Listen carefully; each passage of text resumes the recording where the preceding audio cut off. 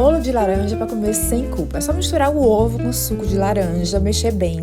Depois eu entro com a farinha de aveia e com o fermento junto. Misturo até formar essa massa que vocês estão vendo aí.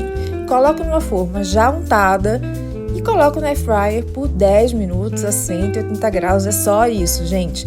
Vou para a calda, pego um pouquinho do suco que restou da laranja e coloco a minha proteína de baunilha da Truffle. Isso vai ficar igual a um leite condensado, acredite se quiser. Coloco o zeste de laranja para dar mais sabor de laranja ainda. E olha só como ficou esse bolo. Gente, vocês não têm noção da delícia que ficou e muito macio, muito fofo para tomar com café. Então, e sem culpa, não tem nada melhor.